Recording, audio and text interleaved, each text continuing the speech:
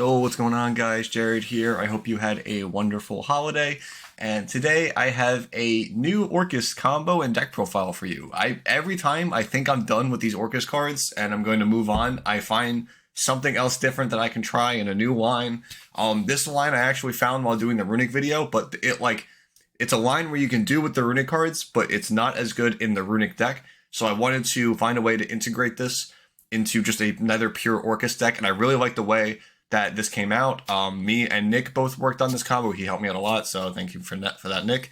And yeah, I wanted to show you guys this deck and combo because I think this is pretty cool. I like the way that this works, but I will say I do not think this is, again, like, Orcust has a lot of problems. Like, hand traps are an issue. Like, I'm not trying to hide that fact. Like, hand traps are an issue for Orcust. Bestials are an issue for Orcust. There's a lot of problems with Orcust right now.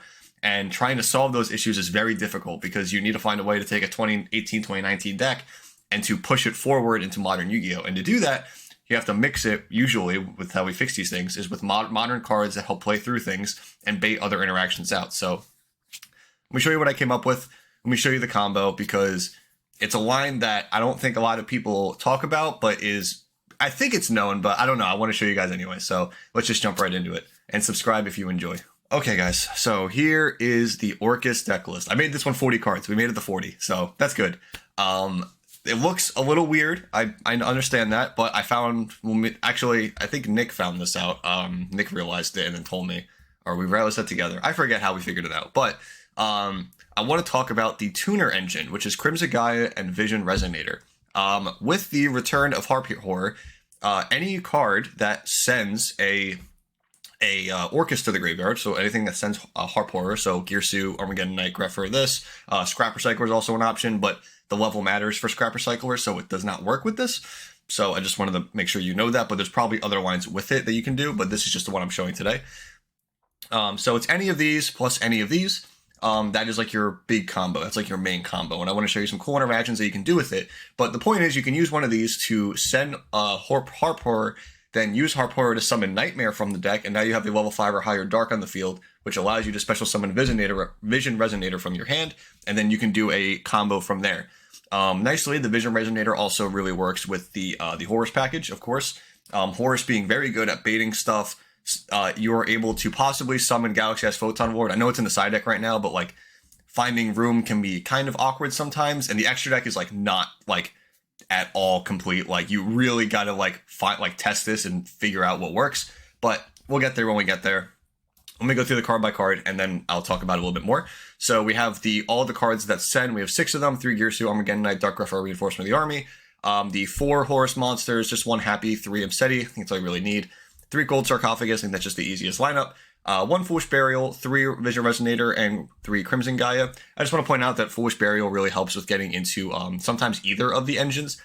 And when I say that, it's because, like, if you summon Girsu and they use like an Ash Blossom on it, you can Foolish Burial, like Harp Horror, and then Harp Horror can still summon the Nightmare, and then if you have the tuner still, you can just push through it, which is nice. So Foolish Burial can also double as like the extra send for this, or it can send Vision Resonator to get Crimson Gaia get Vision Resonator, and it's the same result. So it's really good. That's pretty much what I'm saying.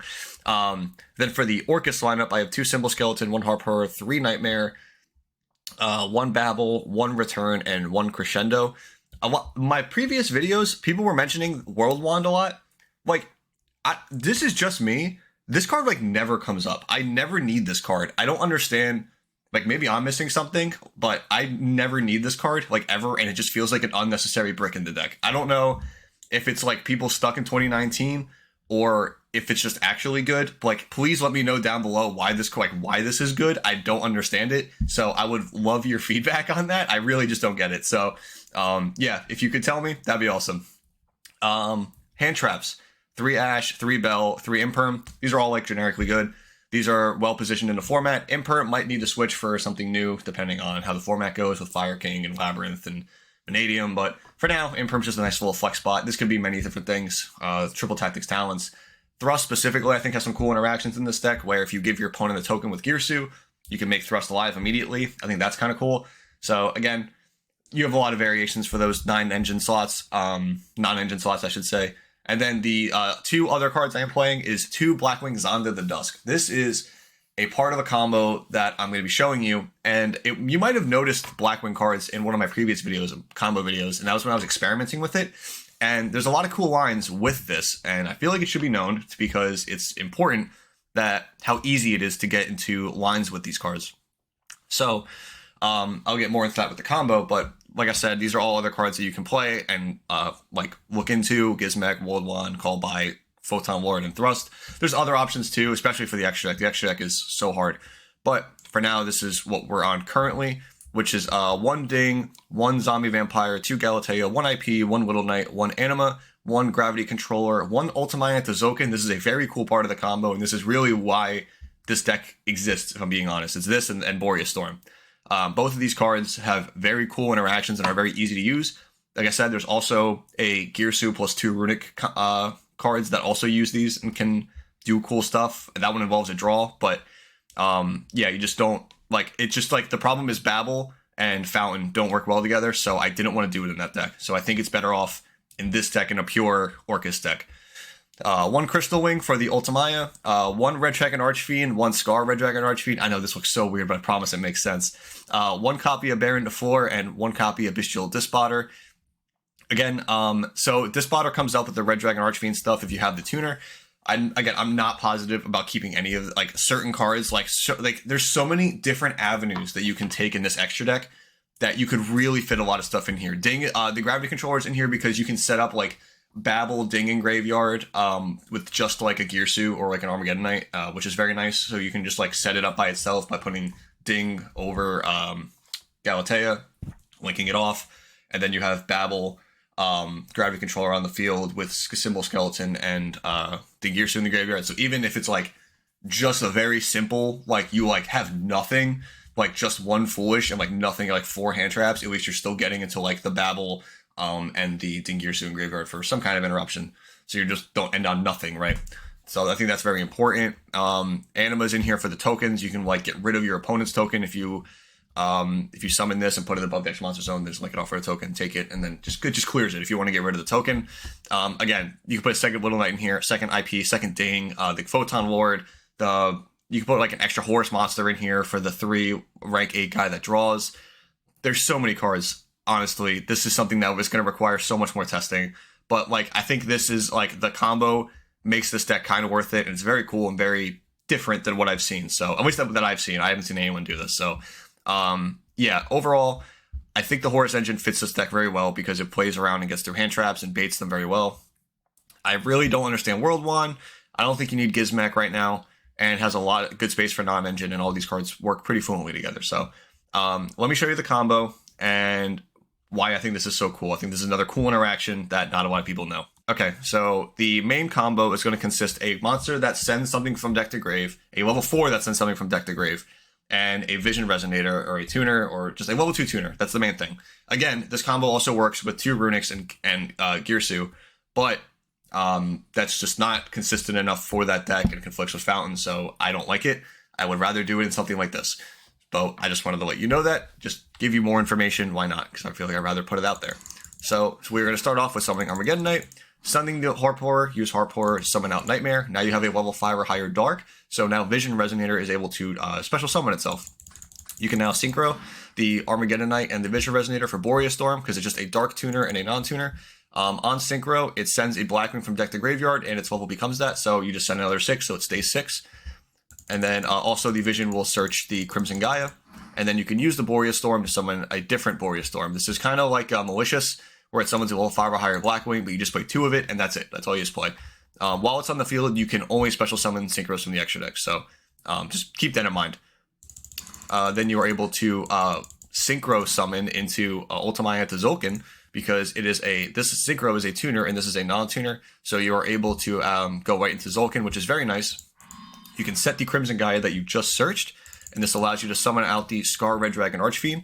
Again, for the Runic deck, you do not summon this one. You actually are summoning Ancient Pixie Dragon to get a draw, because you have Fountain in that line, and then you can set the Fountain to trigger the Ultimaya, and then you activate the Fountain with Pixie on field, and you get a draw off of that. So the problem is the Ultimaya and the Pixie Dragon don't go into anything after that because of Orcust cards. So again, it's just like brain hurt.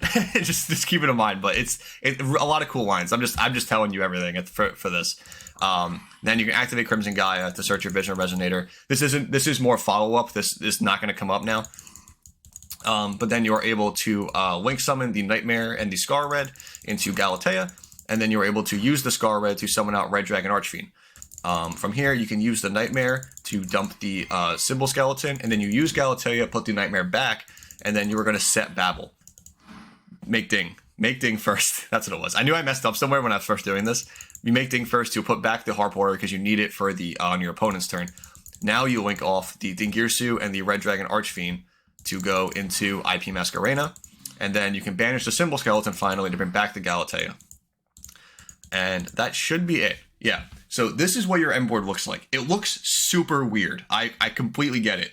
But this is a multi-layered interruption board, to say the least. It is very weird, but I promise you it makes sense. So on your opponent's turn now, in their draw phase, you're doing this immediately.